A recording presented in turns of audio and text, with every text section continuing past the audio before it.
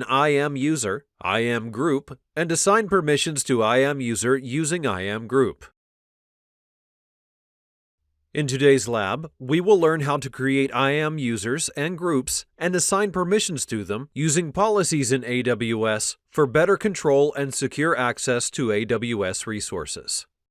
So far, we have been using AWS root user for all of our operations. But as per AWS best practices, we should never use root user account for our regular operations. For this purpose, we will be creating an IAM administrative user, and using that user, we will be performing regular AWS operations.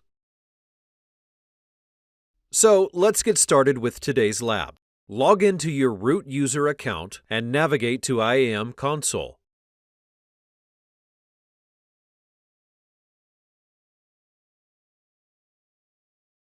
You will see that there are currently no user groups or users available. So, let's click on User Groups. Click on Create Group. Provide a name for the group, and select Administrator Access Policy. Let's click on Create Group. From here, you will provide the group name as Administrators, since this group will be for admin users. Now let's select Administrator Access Policy, since this is an AWS Managed Job Function Policy for AWS admins. Now, click Create User Group.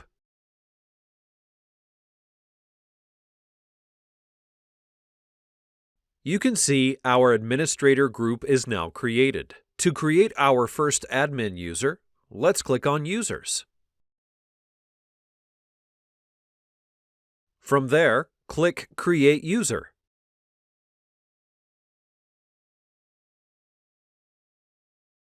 Now provide the username as admin and check the Provide User Access to the AWS Management Console checkbox, since we want to provide our admin user access to AWS Management Console. Also select I want to create an IAM user. For the console password, you can select auto-generated password or custom password. It really doesn't matter. However, I am selecting custom password so that I will use the same password that I will provide over here because I am creating this admin user for myself.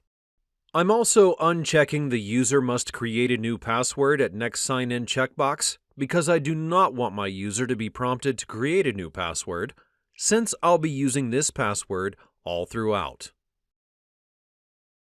Now let's provide a username as admin, since this is our first administrator user, and check the box to provide AWS Management Console access.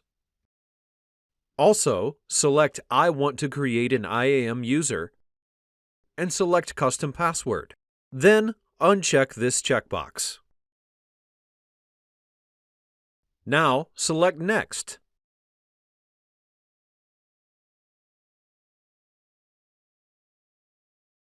Here, we can add the user directly to a user group, copy permissions from any other users, or directly attach policies to the user to grant him permissions. We won't do that right now. Just click on Next, and we will learn a different way of adding users to the groups. So right now, we're not copying permissions from other users or attaching policies directly. We'll just click Next. On this screen, we'll review the user creation and click Create User.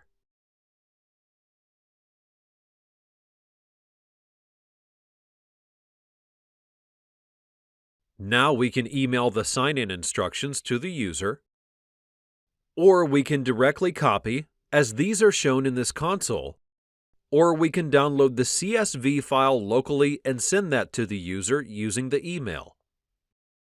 Since we are creating this user for ourselves, I will be downloading the CSV file locally. Now, click Return to User List. So now our user has been created successfully, and we can see our admin user is created.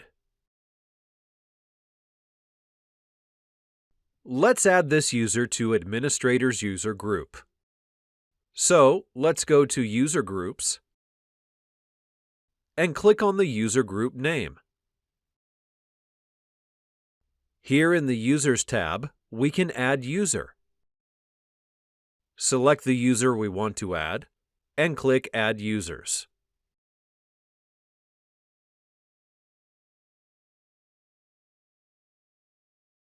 Now you can see user has been added to the group. From the Permissions tab, we can verify that administrator access is granted to this group. So, this access will be inherited by all the members of this group. So without directly attaching permissions to each admin user, we can just add admin users to this group, and these permissions will be inherited by all of the users. Now you can see and verify in the Permissions tab that we have Administrator Access Policy attached.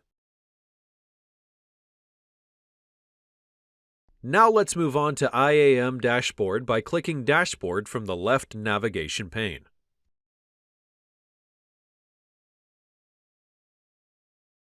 We can verify that now we have one user group and one user. We can also see that currently the sign-in URL for our IAM users has our account ID in it. But since remembering this account ID is hard, we can also create an account alias that we can use while signing in using IAM users. As you can see, I have already added an account alias. But for you guys to follow, I will delete this account alias and we'll create the account alias again.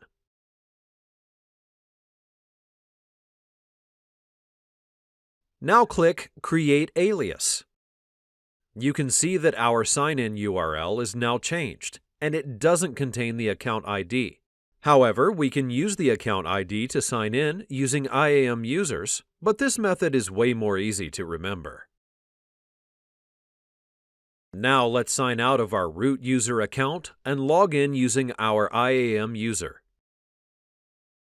To sign out, click on this username. Before signing out, please note that this user has only the account ID associated with it and does not have an IAM user account associated. Now click Sign Out.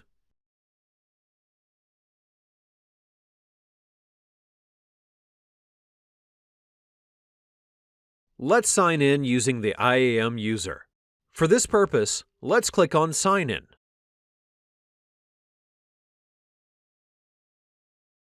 So now, we are going to sign in using the IAM user.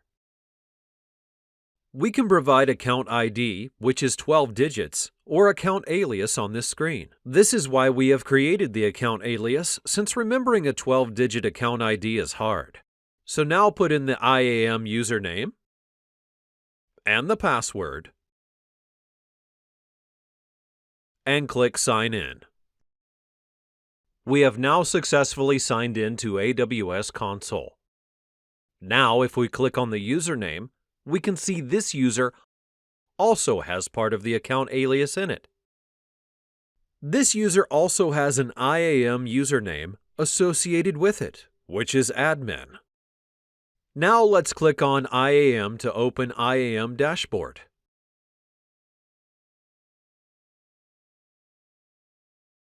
Here you can see our user has access to all the IAM resources.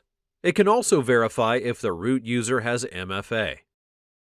You can also set up the MFA for this admin user by clicking Add MFA, the same way we did for root user in Lab 2. The AWS alias is now set, and we can also verify this from here. That's all for today's lab. For extended learning, you can click on this link for IAM user groups and this link for IAM users.